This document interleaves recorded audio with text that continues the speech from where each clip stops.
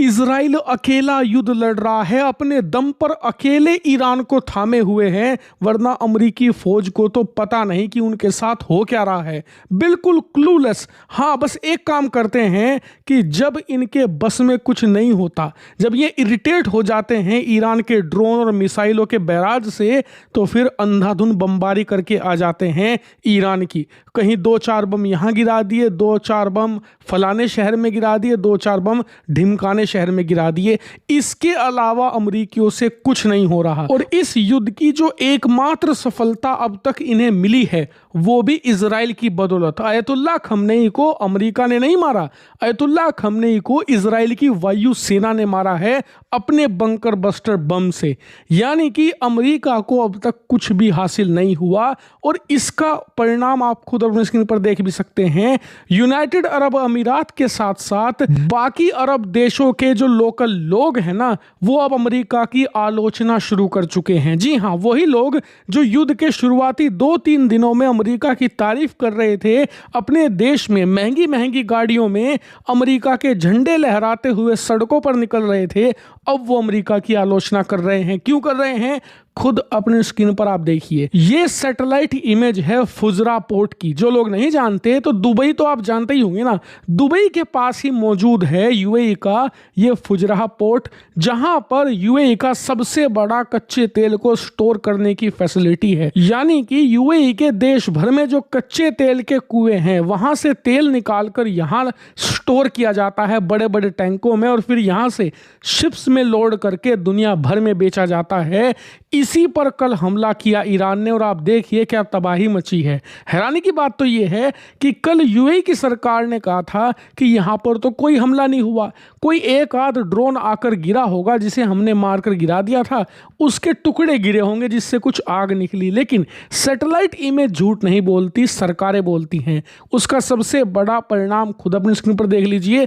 साफ दिख रहा है सैटेलाइट इमेज में कि कई तेल के टैंक तबाह हो गए हैं, जिस वजह से इस फैसिलिटी को बंद तक करना पड़ गया। मतलब अमेरिका अब इनके जो बड़े बड़े महंगे शहर हैं दुबई जैसे, उन्हें तो प्रोटेक्ट नहीं कर पा रहा। अब इनके तेल के खजाने की सुरक्षा भी जाती रही, जो इनकी सबसे बड़ी कमजोरी है। जिस कच्चे तेल के दम पर पूरा अरब वर्ल्ड खड़ा है, अब उसी की बुनियाद हिलाकर रख दी है ईरान ने। और यही ईरान की रणनीति है। उन्हें इस बात का बिल्कुल अंदाजा है कि अमेरिकी फौज कितनी बड़ी है, क्या उसकी ताकत है। और यह भी उन्हें पता है कि वो डायरेक्टली अमेरिका को ज्यादा नुकसान नहीं पहुंचा पाएंगे, और नुकसान नहीं पहुंचा पाएंगे तो युद्ध भी खत्म नहीं होगा। तो फिर युद्ध खत्म करने का तरीका यह है कि जो अमेरिका के सहयोगी देश हैं, हमारे जो पड़ोसी देश हैं, इन्हें ज्यादा से ज्यादा नुकसान पहुंचाया जाए, ताकि ये भागे भागे जाएं अमेरिका के पास, अमेरिका पर दबाव बनाए इस युद्ध को रोकने का। यही कारण है कि धीरे धीरे करके इनके एसेट्स को नुकसान पहुंचा रहा है ईरान, जो कि इन अरब देशों के लिए काफी ज्यादा दर्दनाक है। हालांकि ऐसा नहीं है कि सारी कामयाबी ईरान को ही मिल रही है, ईरान को भी नुकसान हो रहा है। आप स्क्रीन पर देख सकते हैं कैसे ईरान के अंदर जबरदस्त हमले हो रहे हैं। यहां पर इजराइल की वायुसेना भी, अमेरिकी वायुसेना भी कहर बनकर टूट रही है ईरान पर। हर एक बड़े शहर में लगातार बमबारी हो रही है, जिसमें जान माल का काफी नुकसान हो रहा है। खासकर कि जो इनकी फौज है, उनके टॉप कमांडर्स को निशाना बनाया जा रहा है। लेकिन बात घूमकर वहीं आ जाती है, नंगे के आप और कितने कपड़े उतारोगे। ईरान एक बैंकरप्ट देश है, दिवालिया हो चुका है। उस देश की मुद्रा जो नोट है वो किलो के दाम में बेचा जाता है।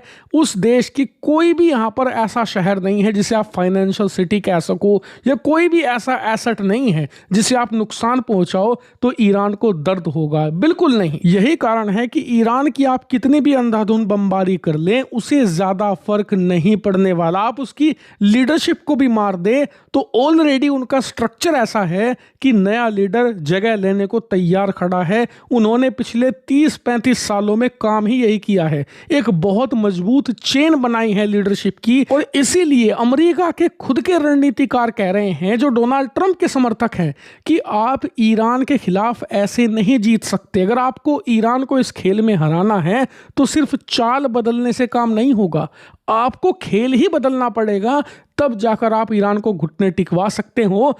ऐसे तो और चीजें मुश्किल होती जाएगी अमेरिका के लिए और अरब देशों के लिए।